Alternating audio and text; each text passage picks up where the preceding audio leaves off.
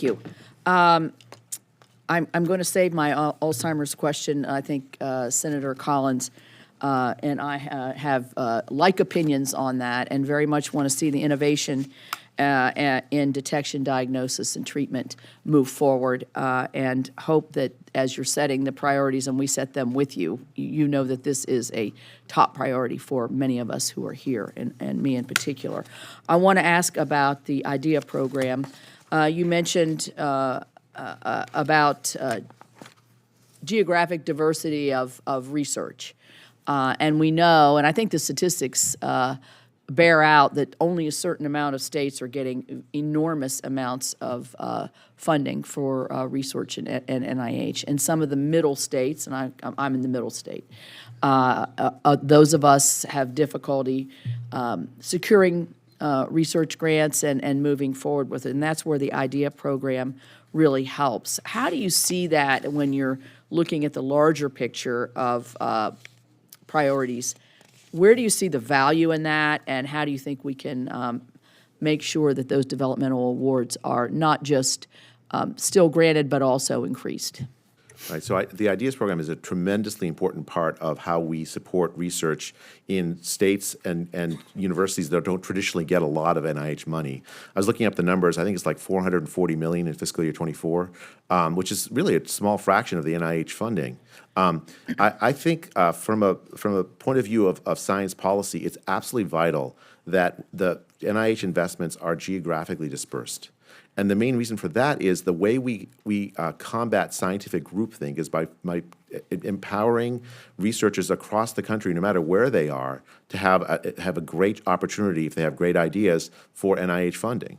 And the IDEAS program really makes that happen.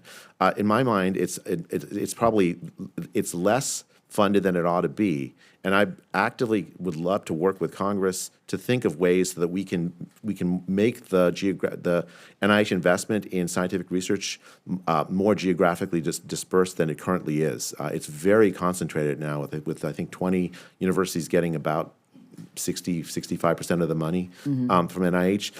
The system is set up almost to guarantee that happens. That continues, yeah. Yeah. Thank you. Well, I look forward to working with you on that.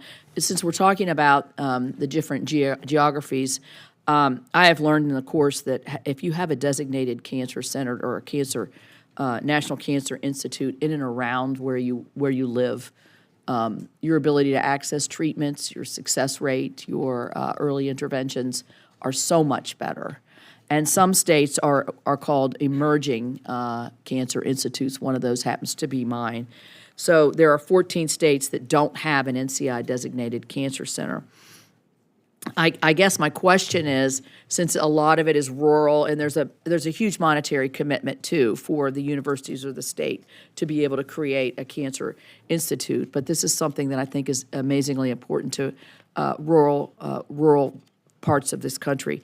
How would you close that gap for the underrepresentation in the cancer institutes? It's very, very important that we expand the NCI's investment in states. It should be national. It should be everywhere, right? I think and it's really important that we collaborate with universities everywhere to make that happen, and that's a major priority of mine. We have, as you say, Senator, it's there's lots of scientific reasons. Like we want to make sure that the cancer trials that we do represent the entirety of the American population, and the investments that we make in advancing cancer can't happen without our cooperation with and identification of patients in places we don't traditionally go. I think the NCI has done a really good job in the states that it's in, but we need to do better in expanding expanding these national cancer centers to other states where we haven't been is a major priority of mine. Thank you. Another priority on my last few seconds that I have is the research, the funded research that's actually occurred under the opioid and addiction research. I mean, this is a growing issue. The statistics have come down, but I don't think we should be taking that as a sign that this is not still a tremendous problem across the country. And Dr. Rezai in our state is using a low-intensity focus ultrasound to restructure the way that the brain reacts to certain stimuli.